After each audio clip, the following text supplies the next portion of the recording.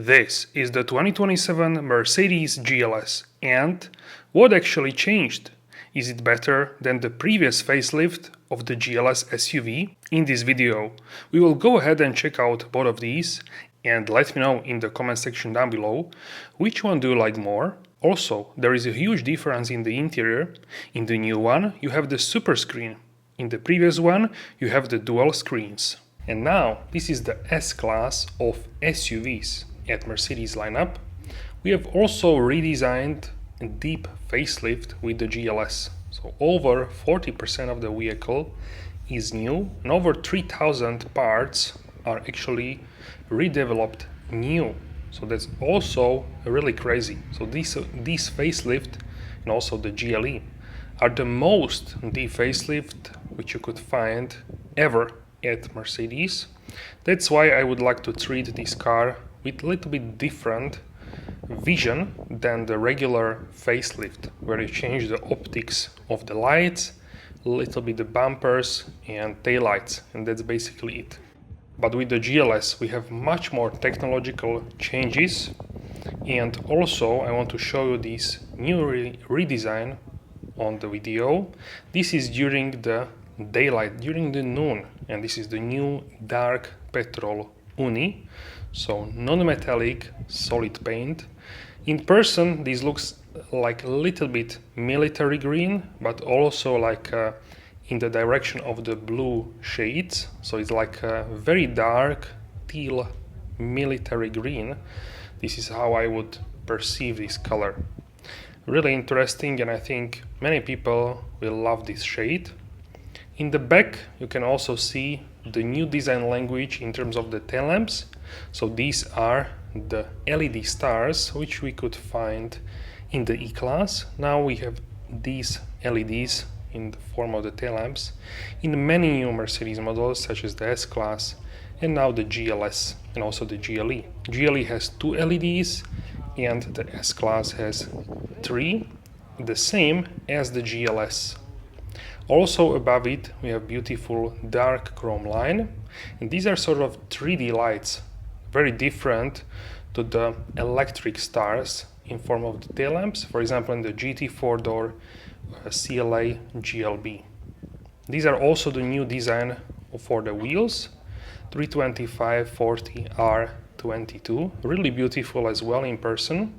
Now also the door handles are in dark chrome as well, so that's also really fantastic. 285/45/22 at the front. And at the front we can see the new LEDs. These are on the vertical line, unlike on the GLE where you could find it in the horizontal segments. So that's also something what differentiates GLE and GLS. And really, let me know which one would you go for, the GLE or the GLS. The GLS has definitely more bold design as well. And here is the new interior. This one is quite updated with the dashboard and this super screen. So we have 3 screens with the new MB.OS infotainment system, as well as physical buttons on the steering wheel. So that's a really amazing change which many people wanted to see. Also we have new trims, so in terms of that there is also a big change. The infotainment system is extremely fast and smooth. This is what I appreciate about it so much. The response is just immediate. And also these air vents in the middle, they look really classical, futuristic at the same time. So that's also something what I absolutely love about this as well. In the middle you can find this beautiful wood decor and traditionally heated and cooled cup holders. Also there is on the way a redesign of the X7 BMW and the new Q9 by Audi, which should be the rival for the GLS and the X7. So let me know which one would be your choice. I'm also really happy that we have the new V8 engine, flat plane crank with even more output than before. This is the manufacturing interior with high quality Nappa leather, and you can find it in many shades as well. Now this is the dark chrome, And at the back you can see the infotainment screens. These are now larger than previously. And you have new controls in form of these small, like smartphone devices in the middle console. So let me know your thoughts on this as well. In person it does look really great. So these are the so-called smartphones for the back. Really easy to hold and control, easier than the tablet which was previously there. And also you have two of them, so two passengers can control as well.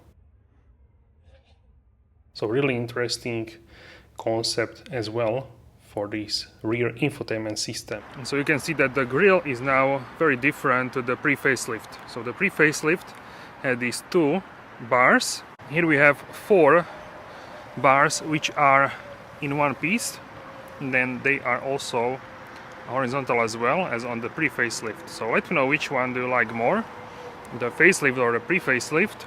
Also we can see the difference here with the intake. So these are cosmetic on both cars, but here we have this, it's like separated from the bumper, this sort of cosmetic intake, and here on the pre-facelift it's like integrated. So to me it looks more, you can see it easier here on this color, brighter one. It's easier to see for sure on the facelift. So let me know which one do you like more. I have to say I like more the new facelift. It looks much more sharp, much more sporty, I would say.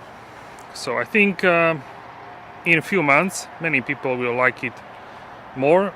Right now I hear that some like this one more, some like pre-facelift, but it's usually the case that after a while people want the new facelift. So this is the new one and the pre-facelift. Once again, let me know in the comments.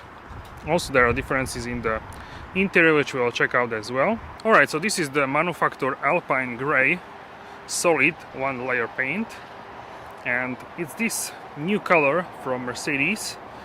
It's non-metallic, it's like a solid, like polar white, but in this sort of light gray shade. So yeah, the Mercedes had a classic gray, which was Arabian gray before, and that one is more dark, this one is more bright. Here we have a little bit of the sunshine, you can see the shade. And now we can check out the back of the new GLS facelift, and we can see that the tail lamps now have different graphics on the inside. So you have these three squares, or you can say dots. Alright, so here with the ultra-wide view we can see the changes with the facelift, which is the new steering wheel. This is the AMG Super Sport steering wheel, and the infotainment system is also new, the MBUX. So that's what you can expect from this car.